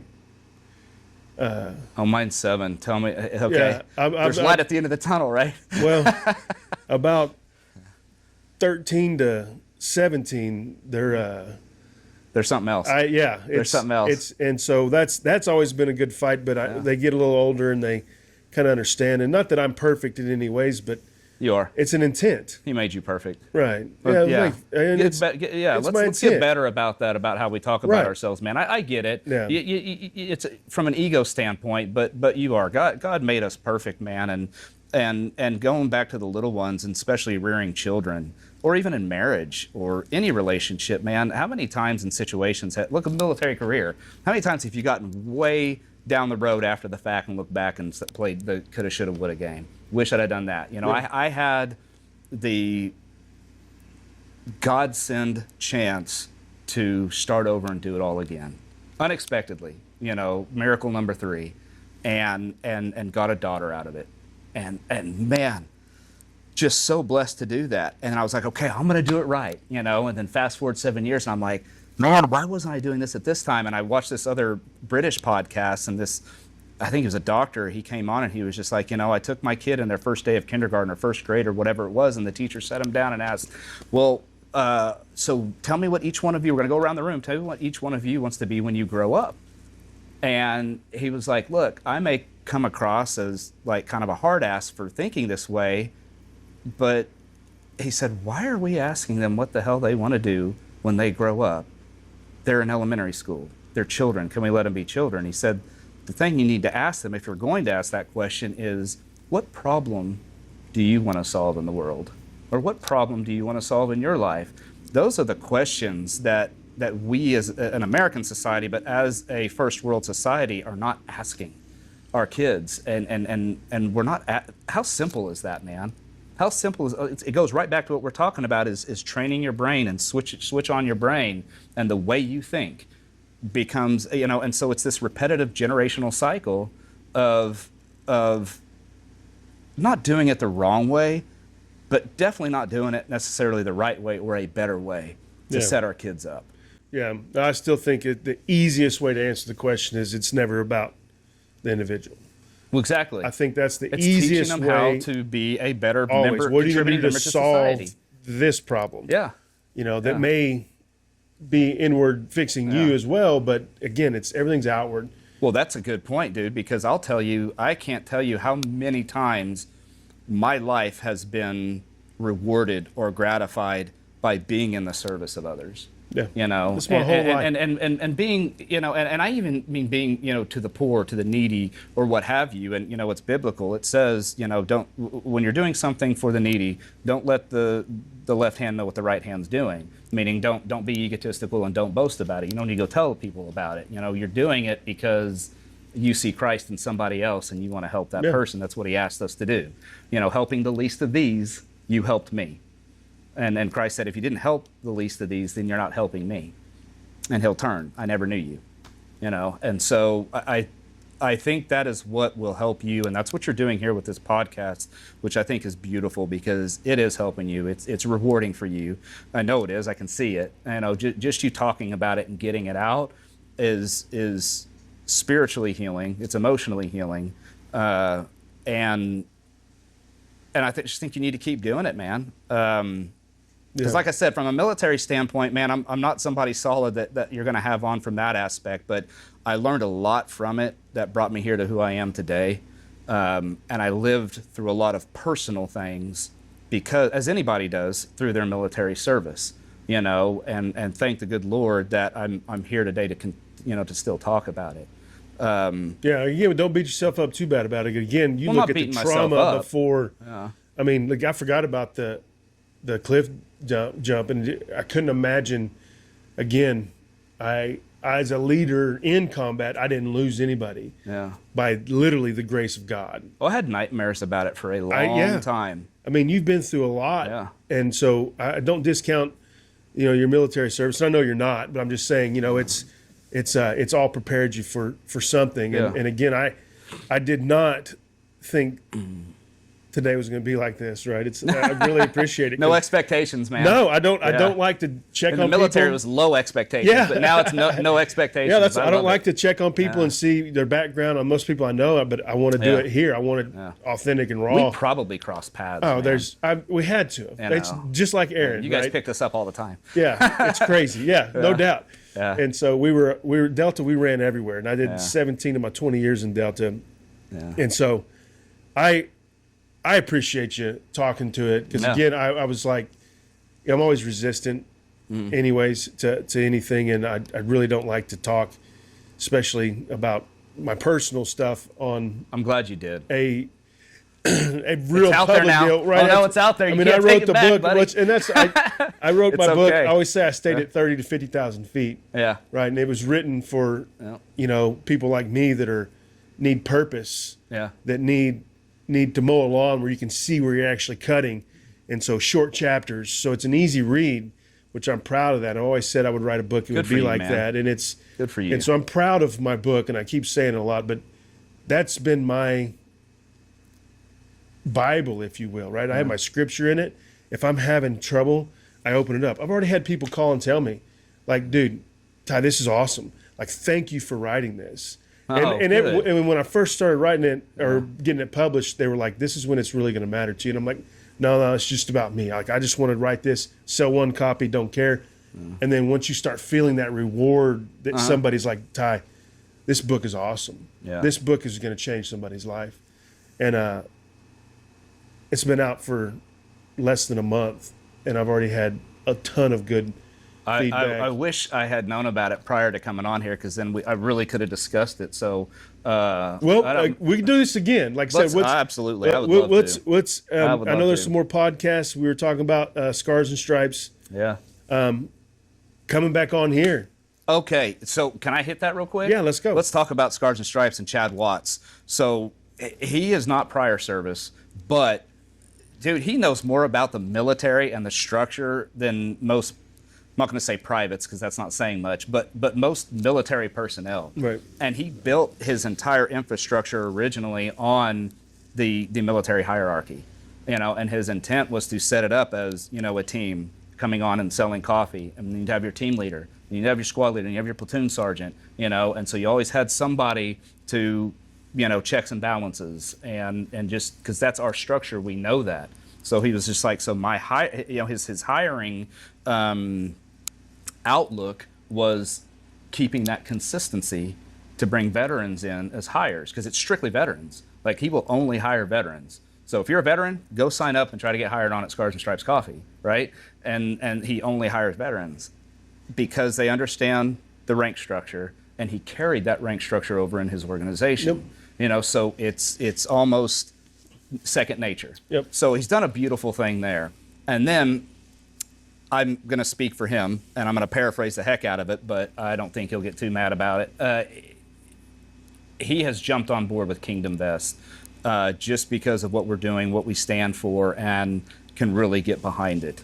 Because we've already had an event where we had a booth, we were slinging coffee, and we had Terry that I spoke of earlier, formerly incarcerated Army veteran, and we had him out there. And so the premise is getting those guys out there, getting them in front of people, building those entrepreneurial skills, building those life skills of rebuilding, rather, because they're grown men, but rebuilding those life skills of being in front of people and talking to people and that's a huge part of reintegration, because typically that's a recidivism problem, is they go out there and then they lose sight of civilization. They want to be left alone. They want to be out here and ruled, or what have you, or they go back into society and they know the path of least resistance says I can make one phone call and get some easy money, which is something that put me in there in the first place, So that's a problem.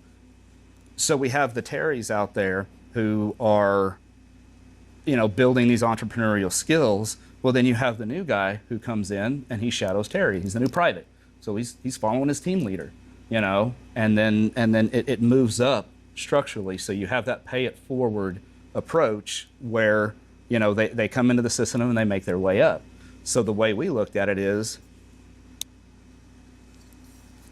having and supporting multiple events, slinging Scars and Stripe veteran supported coffee, which is dang good coffee, by the way. I didn't think about it till I was on my way here. I'm a coffee drinker I hit up Chad and I was just like, hey, brother, I'm going on to another podcast. I need to bring some coffee with me. And he was like, man, I'm in Durant. In Durant. But yeah, I will get coffee to you, man. I'm going to get you some Scars and Stripes on me. It's dang good coffee. A lot of the reviews we did the Backwoods Hunting and Fishing Show this last weekend, excuse me, and it was great. And the biggest response, the number one response that we got is, man, that is smooth. That is smooth coffee. And we only had medium to dark because we're infantry. We don't go light, do we? Right. Yeah. So Scars and Stripes is supporting us in such a big way. Where does that go from here? I don't know. And Chad and I are figuring out that piece. But KingdomVest is not just the incarcerated individual. We have such a broad stroke mission that I think it deserves probably another time to discuss, but in short order, it is intended to be a replicating system, meaning you can take, because the mental health covers everybody in all different industries and all walks of life. It's not the military. It's not just the veteran. Right. You know, it's the domestically abused. It's the battered woman. It's the homeless. You know, and so right now we actually have a grant in process for the IVTP, which is the Incarcerated Veterans Transition Program, and that's through grants.gov, Uncle Sam. And what's that going to do is going to help us with the homeless veteran crisis in Oklahoma City, and ultimately we can branch that out. We can go into Tulsa. We can go into, but the premise of it is we're helping, you know, get case managers fluent in the restoration mental health that we're doing, and that's what we call it. We don't call it rehab because rehab's a problem. You know, rehab is repetitive. Restoration is legacy, and so we have a cradle to legacy approach, not cradle to grave, but cradle to legacy, because the legacy, there's legacy in all of us. There's God-given legacy in our every single DNA, man. Every single human being's DNA, there's legacy in there. And so what we are doing is from the cradle is helping individuals tap into that so they can pay it forward too. And we walk with them through reentry. We walk with them through job placement in the workforce. We walk with them through certification to get in the workforce. We walk with them through entrepreneurial skills. I mean, it's limitless. And roof over their heads, you know, so all encompassing. Ultimately, to get back, if you have a wife, get back to her. If you have children and a wife, get back to them. If you just have children, get back to them, you know, and becoming a father again. And not being a one strike, you're out type system. Because we all make mistakes, man. Swing a frickin' cat, we're all guilty, right? Right.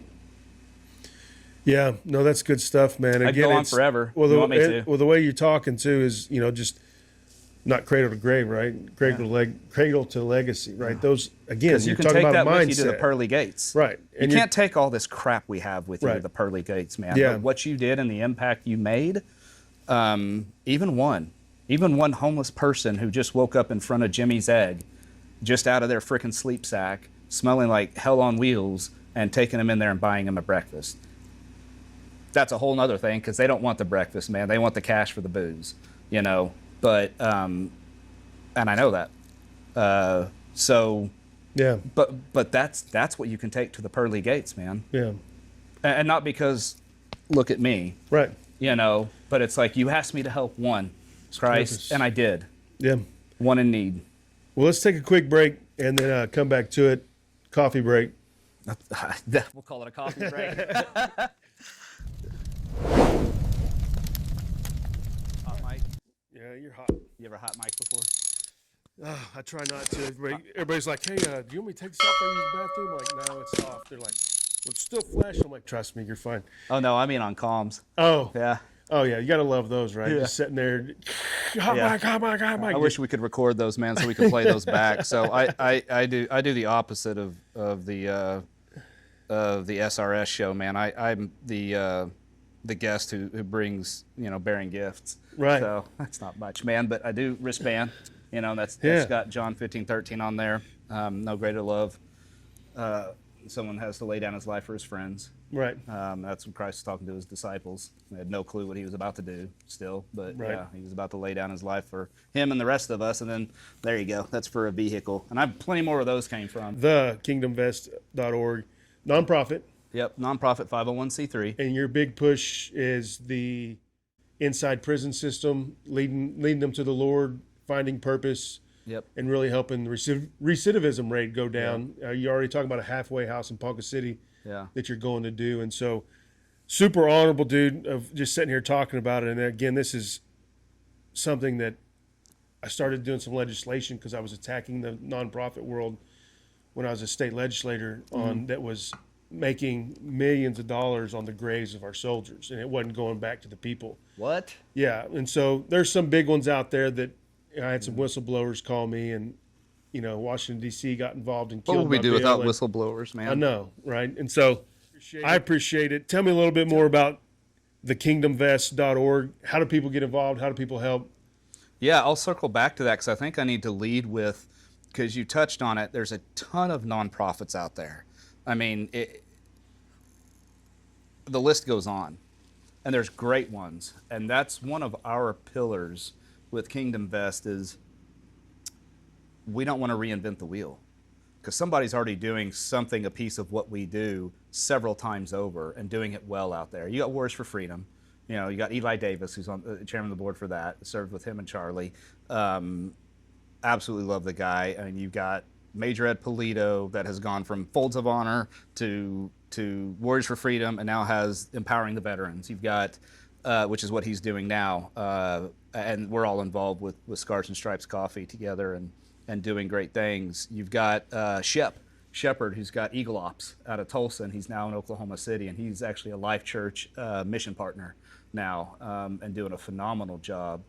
You've got a lot of Veterans Consortium happening once a month, the first Monday of every month, and I believe it's going to be at Warriors Rest Foundation over off of Shields Boulevard next to I-235, but the first Monday of every month is the Oklahoma Veterans Council, and it's invite only, so it's hush-hush. It's out there now. Sorry, guys. But it's a great organization. And so Aaron Hudgens and the Travis Manion Foundation are now a part of it. Our group is a part of it. And so the point is there's a lot of amazing organizations out there. And so one of our pillars is how many can we bring in together, because we can amplify what we're doing. So if you're a nonprofit out there and you're like, well, we don't need any help, we're doing our own thing, and you're doing it wrong, and I've run into that. Whereas how can we come together to support one another? How can we come together and pool some money to help out Oklahoma Echoes and amplify that voice, because it needs to be heard? How can we come together to save lives? And that's what it boils down to. I mean, dude, the statistics are freaking staggering, man. And I won't lie, I use ChatGPT, deal with it. But yeah, I mean, talk while I get this up, but while I get this pulled up, but yeah, no, man, it's crazy that you're talking to everybody that you just mentioned. Yeah, I have their number. I've talked to them, and they're supposed to come on the show, or I'm supposed to call them to come on the show. Yeah, and I'm supposed to speak at the next Veteran Council meeting. Yeah. Oh, really? Yes. What a small world. Isn't it crazy? So we're moving them over to Warriors Rest, which is the police, firemen, first responders.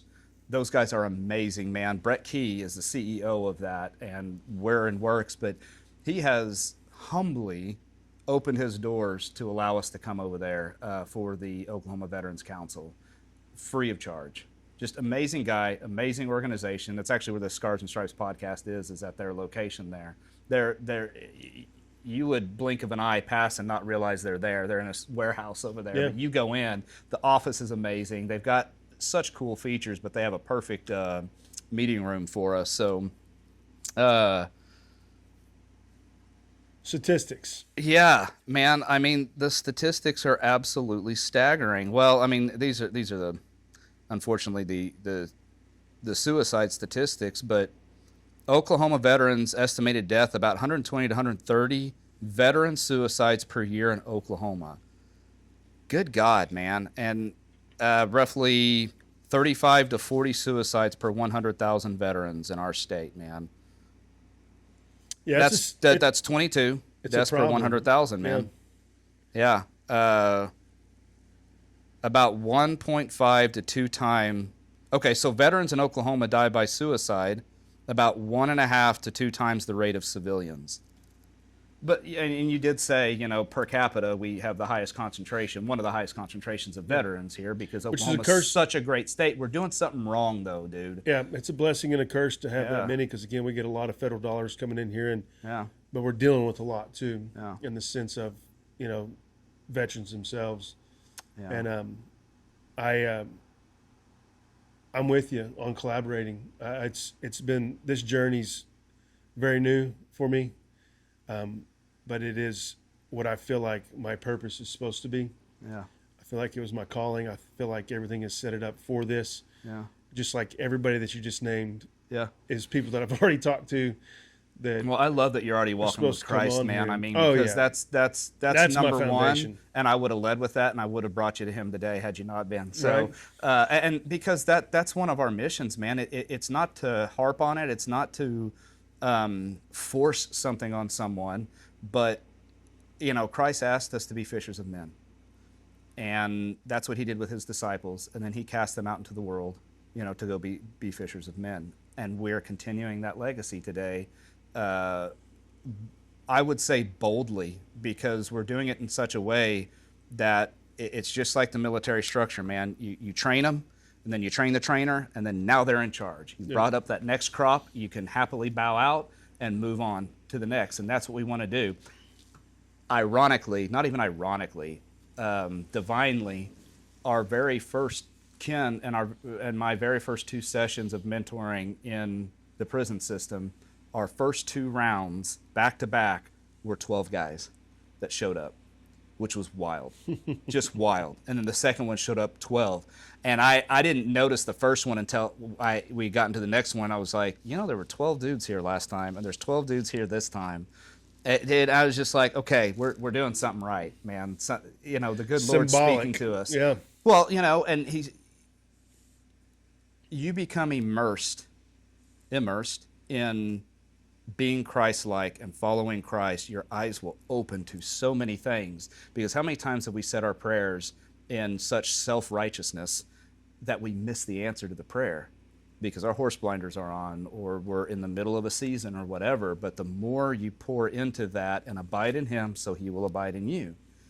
And when you do that, your eyes just become open to so many things. I would have otherwise, had I not been allowing Christ to pour in me, I would not have seen that He sent 12. I would not have seen, so many miraculous things that have come to light since Ken and I started this journey. But yeah, so full circle, that is what we want to do is for the fisherman metaphor, you go out with rod and reel, you're catching 1 fish at a time. We're casting our net far and wide. Yeah. And that's the biggest deal, is that's the best way to do the pay it forward. So you bring in 12, you square away those 12, you bring them to Christ, you mentally restore them. Doesn't happen overnight, and everybody's different. So have Ken on here too, because that is a guy that will light up the room for you, man. Yeah. You thought you had on smiles today. Ken Manuel will light up a room, and he's got great stories about being on a submarine too. Well, I'm glad I didn't sign that dotted line, man. No. And so he's got great stories about that, but he further emboldens that mental health and why we can simply restore so many people and bring them back to their legacy and their purpose. Keep it simple, soldier. KISS method, man. It's ridiculous at how simple it is. And yet we are just so bogged down with our society, man. And I think that's strategic and intentional, is to keep us down, keep us focused on the bad things. It's easier to destroy than it is to create, right? Yep. And we destroy ourselves so freaking quickly, man. We do. Especially as veterans, we tear our world down. So with alcohol, case in point, and we just tear ourselves down. We tear our lives down. We tear down the ones around us, and then it's so much harder to build that back up. So we just stay in the bottle, or we just stay in that destructive thoughts, destructive words, destructive actions, destructive environment. Yep. And it's one thing that Gary Brown, the CEO of Sleep Smarts, I'm helping him right now. And so he's the one that my big connection, and actually gave me my first job offer after I resigned. And, and it's, just more helping him get things going. And I used it, right. And it's, number one, it's directed for veterans. Okay. About PTSD, destructive thoughts, as you said, and first responders, which is the huge mental health crisis on not sleeping, which is the first thing we got to combat, right? You got to get some sleep, or you're never going to get your mental health right. And that's physically too, right? Yeah. And the second part, which is number one, is it's biblically based. I've never been a Bible thumper. I grew up in the church. I don't even like praying publicly. Me and my relationship with the Lord is very private. And I I've used had to think that too. and I've had people try and get me to come out, and I have some, but I'm still very. It's like my personal relationship. I hold on to it like that, which right, wrong, or indifferent. And it that's is, not- and it is personal, and it Yeah. should be between the two of you. right, and that's my time is.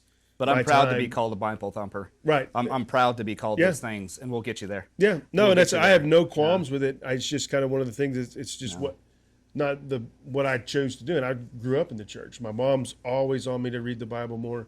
My mom's always on me to get in church. And right now, I'm struggling. I'm a little mad at my church, not God Himself or what's going on, but I feel like I haven't been reached out to by people that I felt like should reached out to me.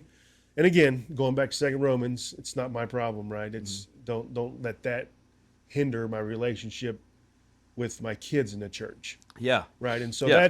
so those are struggles everybody's dealing with daily. And so I appreciate your leadership in it because Well, you've got a lot going I on. need to hear it, Ty. dude. Yeah. Well, I think the other deal is, we can always sharpen the sword.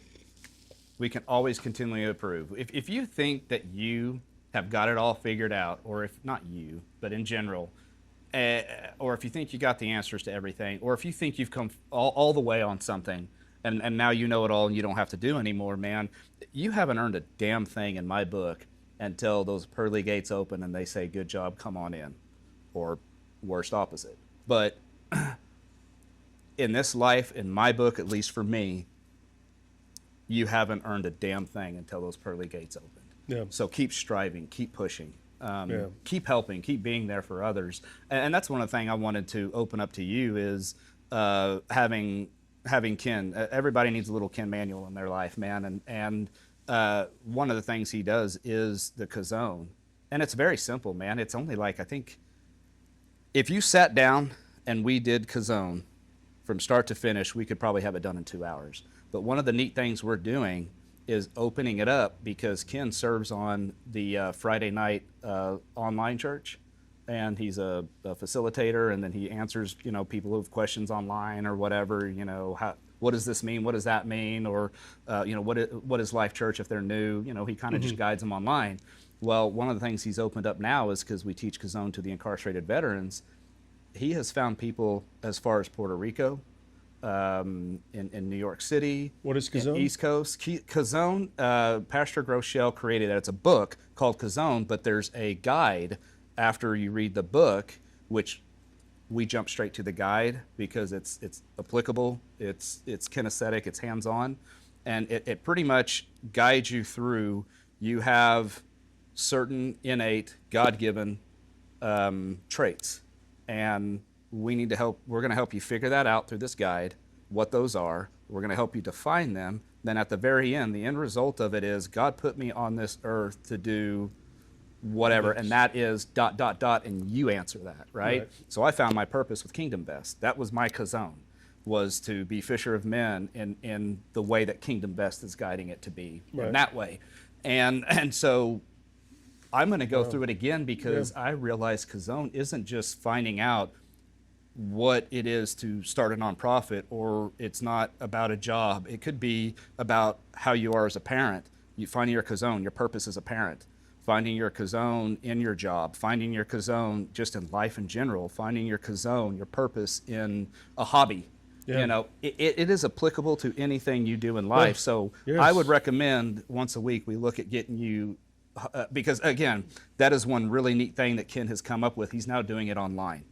So he's going to have people from Puerto Rico join in.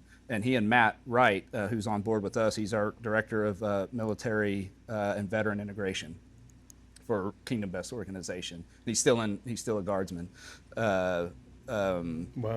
But anyway, so he's doing that for us, and he has made amazing contacts, just reaching out and helping us branch out. But he is going through right now Kazone with Ken, and dude, it's life changing. It really, really is. And it just it doesn't change everything, and you're not going to be 100%. But by gosh, it puts you on the path. Yeah. And that's the biggest deal right there, because we asked, Christ said, I want to be the lamp, to the lamplight to your steps and light up the pathway for you. And so that is purpose. That is kazon. That is Christ being that lamplight to your feet. Yeah, it's crazy, dude. Like, it's just, So that's what we do, man. it's nuts. Just, I appreciate your leadership in it, and it's so good to hear. And again, it's We are it's making sense. This us. I'll let you hold that up, man. That's all of our social media right there so far, and we're trying, man. Content is our big push right now. Yeah. Content is a big deal. I don't like to spout off because I memorize too much stuff anyway. But essentially, it's the Kingdom Vest in everything we do, or just Kingdom Vest. But our website is thekingdomvest.org or .com will get you there, and then it's a story. I mean, we tell our story. Yeah. So it is a walkthrough.